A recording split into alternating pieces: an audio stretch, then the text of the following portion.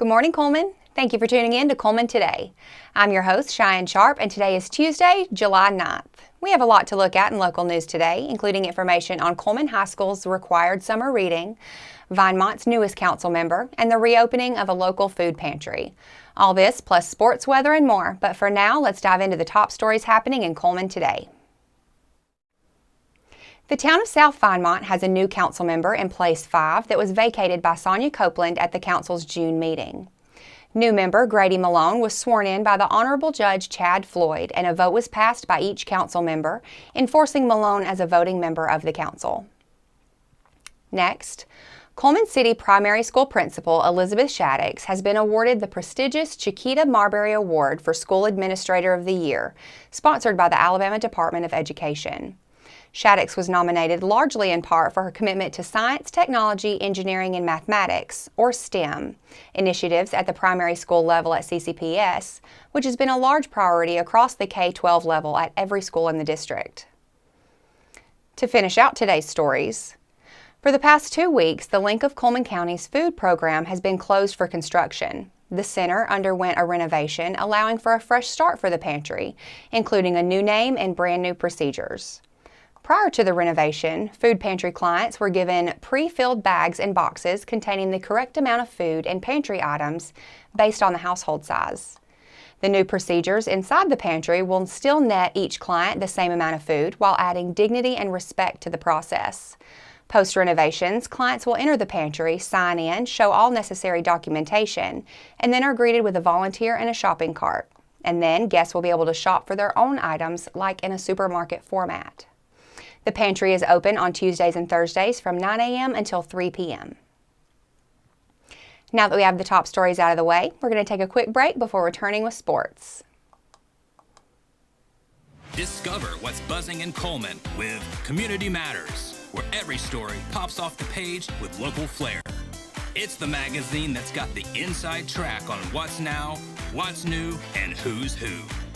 Get the lowdown on top eats and 411 on recipes that'll turn up your summer cooking game. Relive our local team's triumphs on the sports fields and pencil in summer's hottest events for fun the whole family will love. Get your copy of Community Matters at the Cullman Tribune, any of the local businesses on screen, or scan the QR code.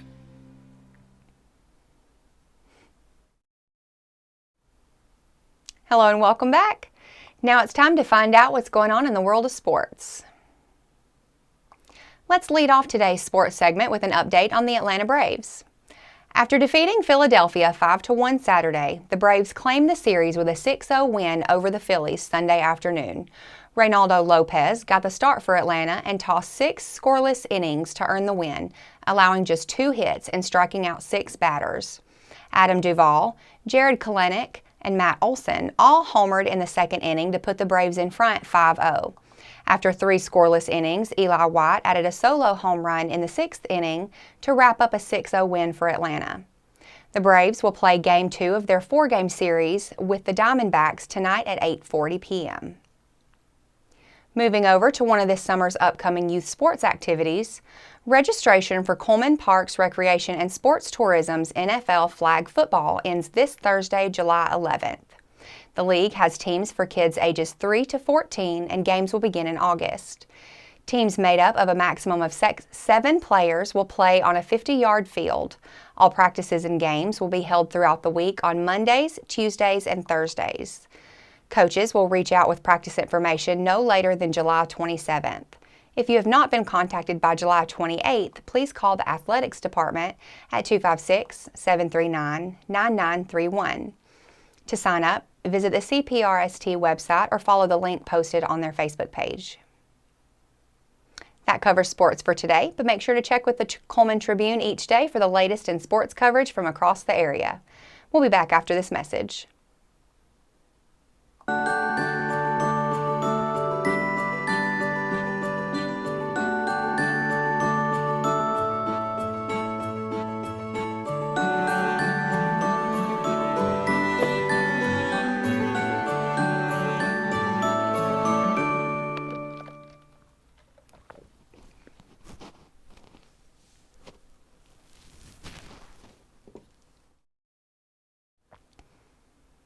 Hello and welcome back to Cullman Today. Now it's time to speed things up with the news rundown. 4 stories in under 4 minutes. In June, the Alabama Press Association Media Awards Summer Convention kicked off. The 4-day convention was held to recognize the many publications throughout Alabama and spotlight those entities that uphold the standards of the organization and are committed to providing factual and up-to-date information to its consumers. Exceeding expectations, the Cullman Tribune and its team left the convention with an astounding 38 accolades and awards, including 3 wins in Best Online Breaking News Coverage, 1 title in General Excellence, and 1 award in the Freedom of Information First Amendment Award. Dustin Isom, one of the Tribune's publishers, said, "Winning these awards is a reflection of the dedication and hard work of our crew. It's a testament to their talent and commitment to reporting unbiased local news that matters to people in Cullman. We've always been focused on producing quality community content, and these awards show it is recognized and appreciated." Cullman High School is hoping its students are on track with its required summer reading texts. All students in advanced placement or honors courses are required to read the following books over summer break. 9th grade pre-AP English should read And Then There Were None by Agatha Christie. 10th grade pre-AP English and AP Seminar should read Cold Sassy Tree by Olive Ann Burns and Warriors Don't Cry by Melba Patillo Beals. 11th grade AP Language and Composition should read To Kill a Mockingbird by Harper Lee, The Immortal Life of Henrietta Lacks by Rebecca Skloot Alice, and Babylon by Pat Frank. Senior AP Literature and Composition should read How to Read Literature Like a Professor by Thomas C. Foster, Brave New World by Aldous Huxley, and Poisonwood Bible by Barbara Kingsolver. On July 17th at noon, the North Alabama Agriplex and local herbalist Marissa Griffin as they host a lunch and learn on starting a home apothecary. The class will equip any homesteader or early herbalist with the knowledge and skills to begin a starter home apothecary. The cost is $10 per person with lunch provided.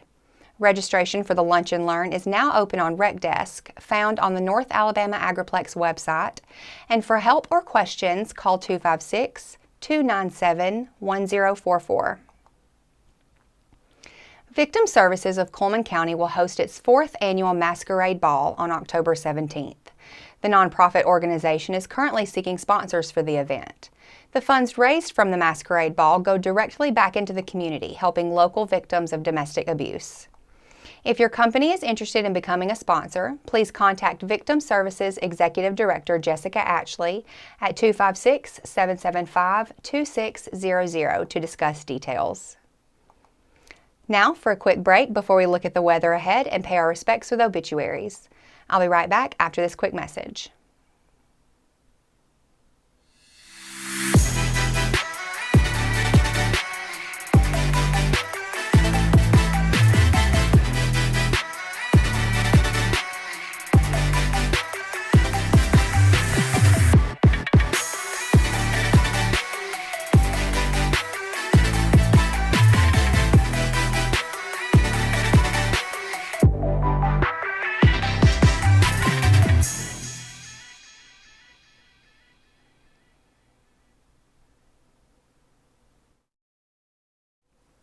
Welcome back. Let's take a moment to pause and remember those who have lost their lives this week as we turn to obituaries. Delman Linnell Qualls, 88 of Cullman, passed away on Saturday, July 6th, surrounded by family at his residence. Graveside services for Mr. Qualls will be at 11 a.m. on Tuesday, July 9th at Cullman City Cemetery. Visitation will be held from 9 to 10:30 a.m. at Cullman Heritage Funeral Home. Chloe Bell Kelly, 89 of Cullman, passed from this life on Sunday, July 7th. Funeral services for Miss Kelly will be held Tuesday, July 9th at 2 p.m. at Cullman Funeral Home Chapel. Visitation will be held from noon to 2 p.m. and interment will be at Friendship Methodist Cemetery. Thelma Eileen Horton Williams of Cullman was surrounded by her loving family as she entered into the presence of her Heavenly Father on July 6th. Funeral services for Miss Thelma are 2 p.m. Wednesday, July 10th at Centerpoint Baptist Church. Friends are invited to join the family at the church for a time of visitation on Wednesday prior to services beginning at 12:30 p.m. and will conclude when services begin. Miss Thelma will be laid to rest following the services in the adjoining cemetery. In lieu of flowers, please consider making a donation to Cullman Caring for Kids in memory of Thelma. That finishes up obituaries for today. Our thoughts and prayers go out to their friends and families. Now let's take a look at today's weather forecast. Today holds a chance of showers and thunderstorms with a 70% chance of precipitation. Mostly sunny and a high near 91 and heat index values as high as 101. Tonight there are showers and thunderstorms likely, mainly before 7 p.m., mostly cloudy with a low of around 69. Tomorrow has a slight chance of showers and thunderstorms after 1 p.m., partly sunny with a high near 84.